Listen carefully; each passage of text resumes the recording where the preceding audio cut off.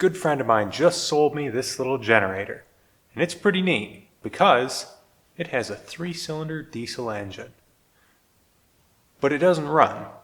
So he pointed me in a direction that I think is correct. He knows his stuff when it comes to diesels, and that's where we're going to look first. Our belief is that something in the injection pump is not 100% because it sticks. So we're going to pull the injection pump off and tear it apart. See what we can find out. See if this one can be rebuilt, or if I just need to send it somewhere, have it repaired, or if I just need to get a different injection pump for it. So I've already pre-loosened a lot of these things so that it will make everything a little bit quicker on camera. You need to pull the injector lines, which are these 3 here, and then these 3 up here. Now there is a shutdown solenoid on this, back here on the back, and we can loosen that. That just pushes the rack inside of the injection pump off when it is not powered, I do believe. So that little guy,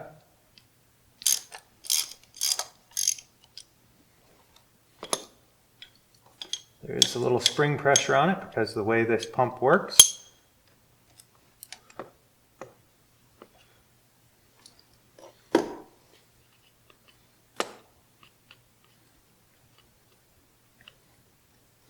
It normally has a pin, a little counter key thing on there.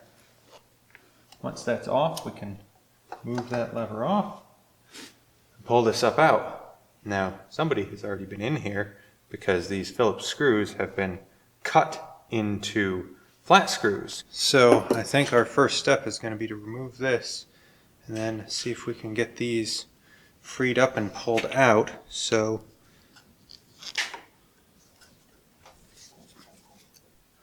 we got these cracked loose. Let's pull these little guys out.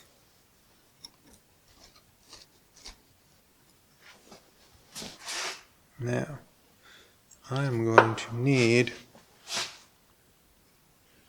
oh, look at that. Got little hooks in there. Interesting. What do we have going on in here? Oh, interesting. Look at this one. It's turned over to the side.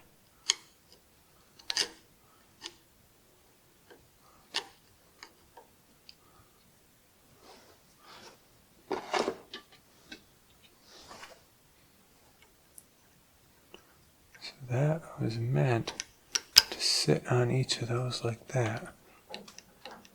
And move them side to side, but they are just seized right tight. Seems.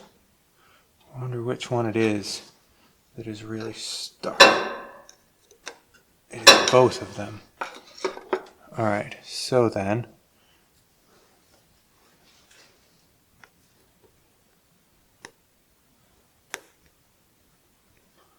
these little pins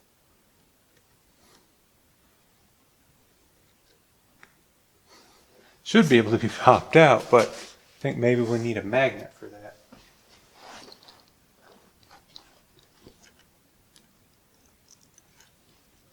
Otherwise those can be dropped really easily. Okay.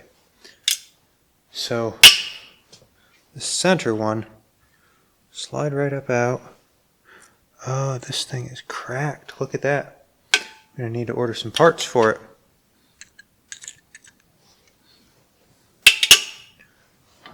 Look down in here. These plungers, this one and this one, are in further than this one. Something stuck.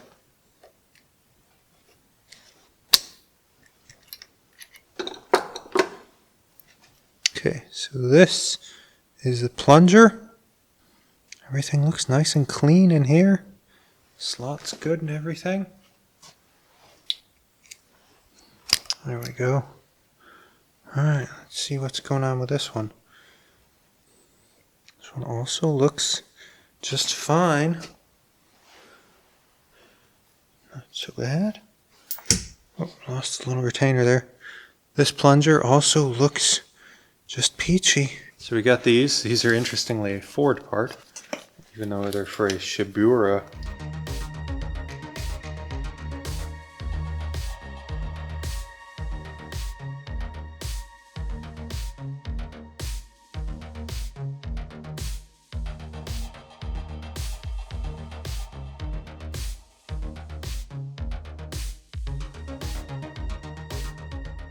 I do want to pop these delivery valves out and just kind of take a peek at what's going on up here.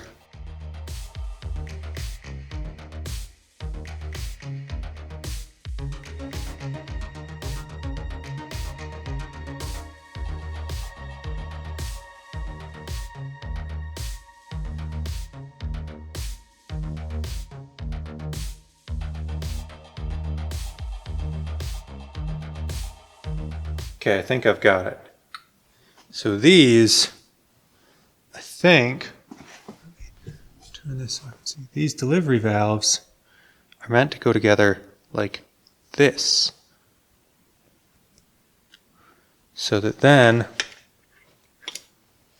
they fit up inside of here and have that spring pressure holding them shut. And so this could be the whole problem why all of this happened, was that this got torn apart and put back together incorrectly. So I'm going to put my washer on there. I'm going to attempt reassembling this.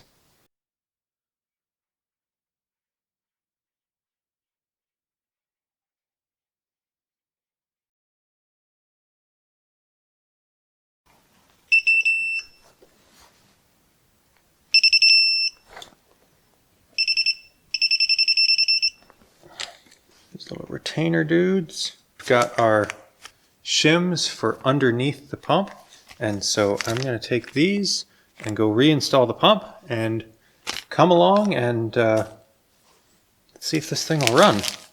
The instruction manual says to start with the 0.05 shim and adjust as needed to get to proper timing.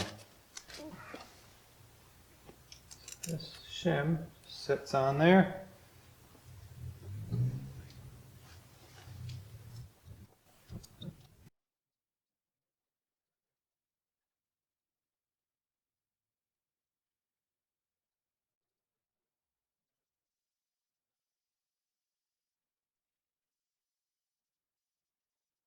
We'll see if we get fuel from all three.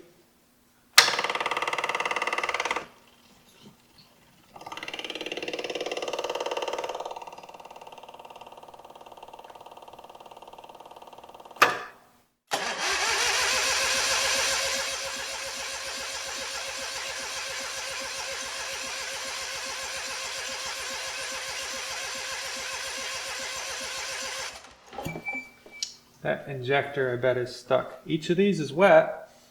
I bet the injectors are probably stuck. So I'm going to fire the heat up in here, which is a little noisy. So we're going to time lapse pulling the injectors out, and then we'll take them in, pop test them. I think this one's stuck open, and I'm betting these two are stuck closed.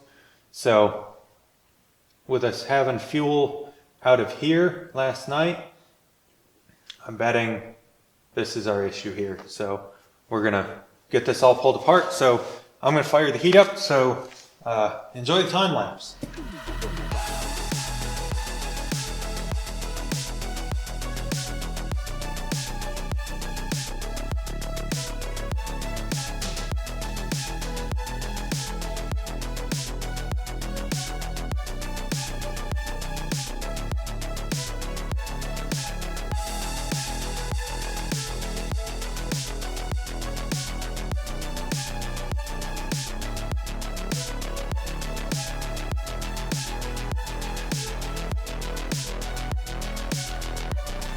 You'll have to excuse the mess. This is the garage of my house, and we're still sorting and moving stuff out the shop, and I don't think Pop Tester's even going to make it out there. And you see the iterations of Pop Tester.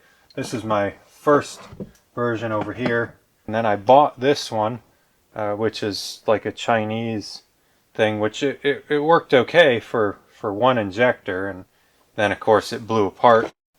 I ended up building this one out of a porta-power jack thing, and this has worked phenomenally. The only issue that I have is that my fitting and everything here is the right size for a Mercedes injector. So if for any reason I ever want to do one of my Cummins injectors, I have to change out to a different fitting and different thing here and different hose, and I haven't really fooled with that much. We're not going to worry about that because these injectors are basically the same as Mercedes injectors from what I can see.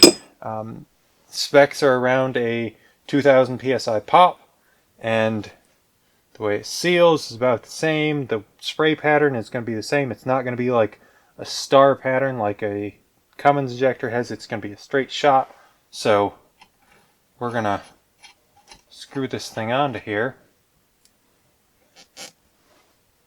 and turn in our valve and see if we get any kind of, it builds the pressure up. Should see a pop right around 2000.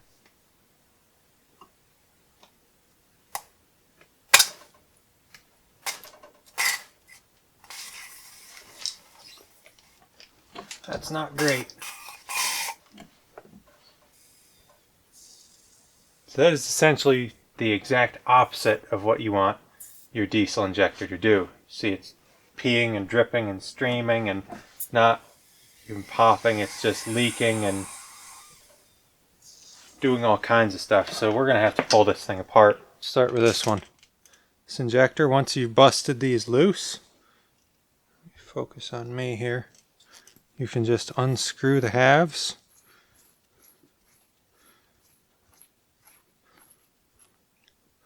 And they come apart. Now down in there, on top of that spring, shim. That's to set the pop pressure. Then we have the spring itself. I have a little plunger, which I'm getting dirt and garbage out of here. Need to get this out. There we go. So this is essentially exactly the same stack up as you'd see in a Mercedes injector, and it's full of garbage, a little bit of rust. So I'm going to clean everything up in here really good and get rid of all this rust and reassemble it, and then we'll see if it pops any better. So stick around and we'll show you what it pops like after it's been cleaned and some parts have been gently Scotch-Brighted or lapped a little bit just so that everything seals up good. So it does at least kind of pop a little now.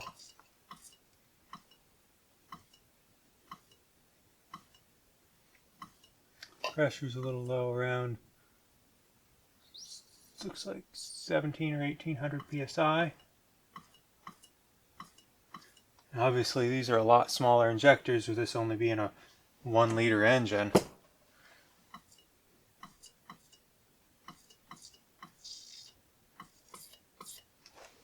I don't know. That one's not terrible. I'll try and see if I can get the other two to behave at least as good as this one, and we'll put it back in and see if it helps at all. Got the injectors back in. I pulled the pump out, changed the fuel filter, and flushed all that out just because after seeing those injectors it was obvious there was some water somewhere in the fuel system, and who knows, maybe it's found its way back into my clean diesel now. But regardless, I figured a fresh filter and clear it all out, at least if there was garbage in there, because the injectors had some trash in them, so hopefully it'll help.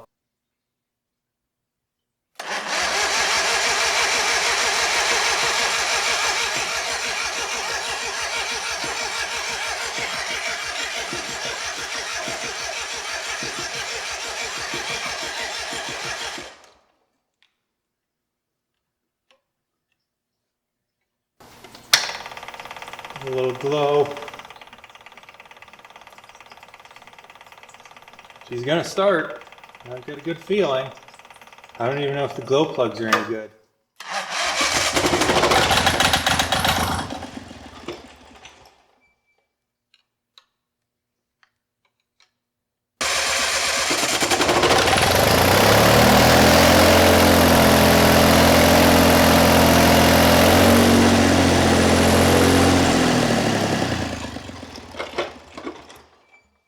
Anyways, as you've seen, it does run.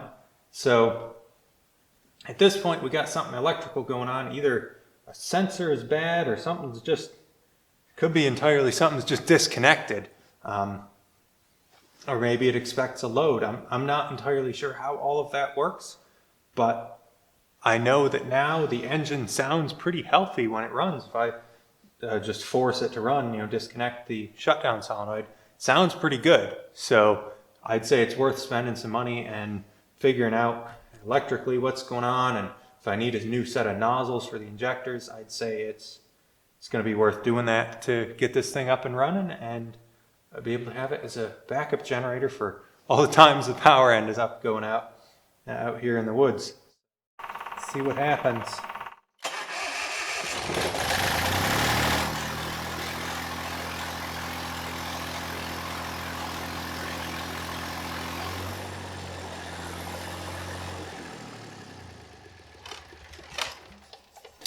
So what's happening here is the green light means excitation, which this board is actively powering up the generator head, but it's not seeing the power that's coming out of here. So it is applying full power to the generator, which makes this make the maximum possible voltage, which is like 480 volts AC, which is way more than we need, which is why you can hear when the light goes out and the generator goes unloaded, it stops generating power.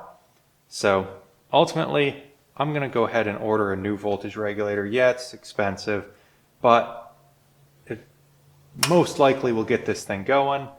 Well, sadly, I was unable to repair the voltage regulator board that came in my generator, but I got a new one. So let's open this thing up and hope that they sent me the right one. So now, if we get all three lights coming on, that's solved our problem. And then we'll check our power here. This should stay running and we can adjust it to get the power that we need. So let's give it a try, I guess. Here we go. That's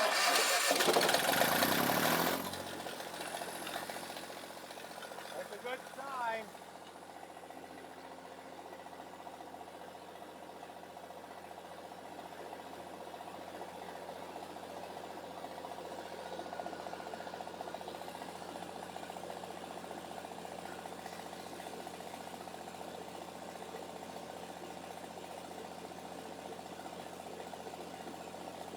$225 volts.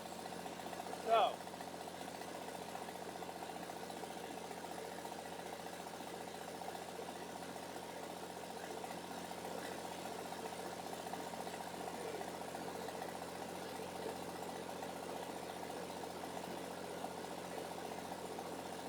$241.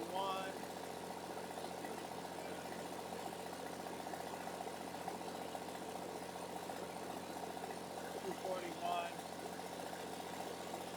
Make sure our generator doesn't walk away. See, I need to change this to hertz.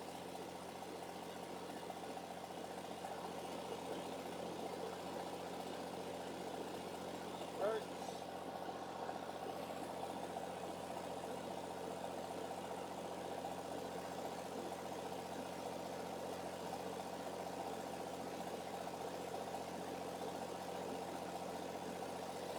.59 hertz, so our governor may need to get turned up a hair.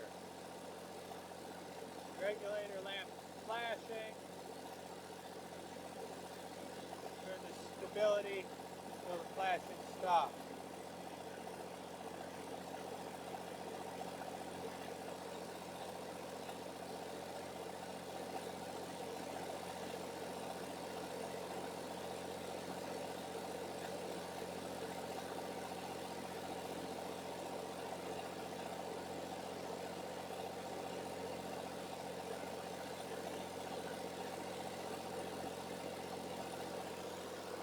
That's not bad. Let's shut her down.